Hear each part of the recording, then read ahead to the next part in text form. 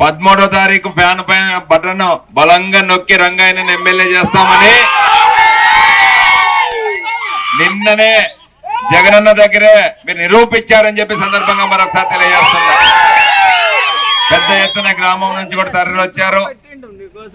ఇంకా 3 రోజులు మాత్రమే మనకు సమయం ఉంది. 3 రోజుల పాటు మనం బాగా కష్టపడి పని చేయాల్సిన అవసరం ఉంది. ఎందుకంటే 59 నెలల పాటు జగనన్న మన కుటుంబాల కోసం, మన పిల్లల కోసం, మన ప్రాంతం కోసం పనిచేశాడు.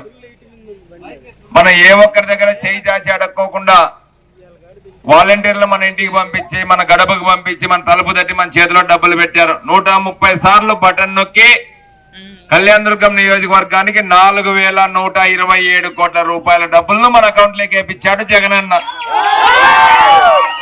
మన ఇళ్లకు లక్షల రూపాయలు పంపించాడు 58-59 నెలల్లో. అంటే మనం అంతా రైతాంగంలో మీద ఆధారపడి బతికే వాళ్ళం. ఒక 20,000 30,000 అప్పు కావాలంటే ఎంత అష్ట కష్టాలు పడాల్సిన పరిస్థితి వస్తుందో అనేది మనందరికీ తెలిసే. కానీ ఒక్కరోజు ఓటేసినందుకు 59 నెలల పాటు మన కుటుంబాలను, మన పిల్లలను అన్ని రకాలుగా చూసుకొని లక్షల రూపాయలు మన ఇంటికి ప్రభుత్వ డబ్బులు పంపించాడంటే ఇటువంటి ముఖ్యమంత్రిని మరొక్కసారి చేసుకోవడానికి 3 రోజులు కష్టపడండి. 60 నెలల పాటు జగనన్న మన ఇంటికి సంక్షేమం పంపిస్తున్న సందర్భం తెలియజేస్తున్నాను. ఇప్పుడు మరి మన కుటుంబ ఖర్చులు కొంత పెరిగాయి కాబట్టి, ఆ ప్రభుత్వానికి కూడా ఆదాయం పెరిగింది కాబట్టి ఆ ఆదాయాన్ని కూడా పెరిగినటువంటి ఆదాయాన్ని కూడా మన ఇంట్లోకి పంపించడానికి మననే మేనిఫెస్టోలో పెంచి ఇచ్చాడు. నిజమైన మేనిఫెస్టో జగన్మోహన్ రెడ్డి గారిది. ఎందుకంటే ఉన్నది ఉన్నట్లు చెప్తాడు, ఏదైతే ఉంటే అదే చేస్తాడు. ఓట్లు వేయించుకోవడానికి రకరకాల మేనిఫెస్టోలో అవతల పార్టీ తెలుగుదేశం పార్టీ కూటమి తయారు చేసింది. పొరపాటు పైన అవి మనం నమ్మితే నిన్ననే చెప్పాడు, నిన్ననే మన జగనన్న మన సమక్షంలోనే చెప్పాడు, మీరంతా వచ్చి విన్నారు. జగనన్నకు మళ్ళీ ముఖ్యమంత్రిని చేసుకుంటే మనకు ఏ విధమైనటువంటి మేలు జరుగుతుంది, పొరపాటు పడితే ఎంత నష్టం జరుగుతుందని చెప్పి స్వయంగా మన కాబోయే ముఖ్యమంత్రి చెప్పాడని చెప్పి సందర్భంగా గుర్తు చేస్తున్నా. అందుకోసం మనందరము కూడా పెద్ద ఎత్తున జగనన్నను మరొక్కసారి ముఖ్యమంత్రిని చేసుకోవాలని చెప్పి సందర్భంగా కోరుతున్నా. అందులో భాగంగా మన కళ్యాణదుర్గం విషయానికి వస్తే మంచి మనిషి అయినటువంటి రంగయ్యను మనకు అభ్యర్థిగా ఇచ్చాడు. 20 సంవత్సరాల ప్రభుత్వ ఉద్యోగిగా, 5 సంవత్సరాలు జగనన్న పిలుపుతో ఎంపీగా, మరో 5 సంవత్సరాలు కళ్యాణదుర్గం ఎమ్మెల్యేగా పని చేయబోతున్నాడు. మనం ఆశీర్వదించబోతున్నామని సందర్భంగా తెలియజేస్తున్నాం. అదేవిధంగా కురుబ శంకరనారాయణను ఎంపీగా పెట్టాడు జగనన్న. ఖచ్చితంగా మన గ్రామంలో కూడా ఎక్కువ మంది కురుబలే ఉన్నారు. పెద్ద మెజార్టీ గ్రామం నుంచి రంగయ్యన్నకు, శంకరన్నకి ఇద్దరికి ఇవ్వాలని చెప్పి సవినయంగా మీకు విజ్ఞప్తి చేస్తున్నా. అదేవిధంగా కళ్యాణదుర్గం నియోజకవర్గాన్ని అభివృద్ధి చేయాలని, చెరువులకు నీళ్లు తేవాలని తెలుగుదేశం పార్టీ ప్రభుత్వం దోపిడీ చేయడానికి ఒక మనిషిని ఇక్కడికి ఎమ్మెల్యేగా పంపించారని, అభ్యర్థిగా దాన్ని ఆపాలని నేను సైతం ఆ పార్టీని వదిలిపెట్టి జగనన్న పిలుపుతో రంగయ్యతో కలిసి మీతో కలిసి కళ్యాణదుర్గాన్ని అభివృద్ధి చేయడానికి వచ్చానని చెప్పి సందర్భంగా మరొకసారి తెలియజేస్తున్నా. మేమిద్దరము కలిసి మీ కుటుంబాల్లో మీ కుటుంబ సభ్యులుగా ఉంటాం, మీ ఆశలకు అనుగుణంగా పనిచేస్తాం, మీ సేవకులుగా ఉంటాం.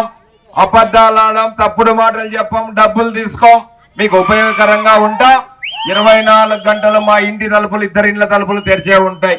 మీరు ఎప్పుడు తలుపు తట్టినా మేము రెడీగా ఉంటాం.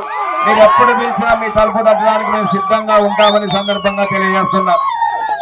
అటువైపు వచ్చినటువంటి మనిషి, మేమిద్దరము మన ప్రాంతాన్ని అభివృద్ధి చేయడానికి, కుటుంబాలను బలోపేతం చేయడానికి, పిల్లల భవిష్యత్తు చూసుకోవడానికి, మీ కుటుంబ సభ్యులుగా సేవకులుగా జగనన్న నాయకత్వంలో పనిచేయడానికి మేము సిద్ధంగా ఒకవైపు ఉన్నాం.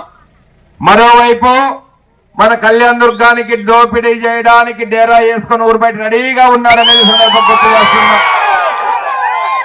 అతను ఇప్పుడేం కొత్తగా రాలే, ఆల్రెడీ 6 సంవత్సరాల క్రితం వచ్చి మీకు ఒకసారి గుర్తు చేస్తున్నా. 6 సంవత్సరాల కింద వచ్చి 114 చెరువు నీళ్లు ఇస్తానని చెప్పి 348 కోట్ల రూపాయలు టెండర్ వేసుకొని ఆ రోజు ఒక కాంట్రాక్ట్ డేరా వేసుకున్నాడు. ఆ తర్వాత రైతులకు నీళ్లు వస్తాయి, కాలువలు తవ్వుతాయని చెప్పి చెప్తే రైతులు కూడా పాపం కాలువలు తవ్విచ్చారు, మన ఊరి పక్కన కూడా తవ్వారు.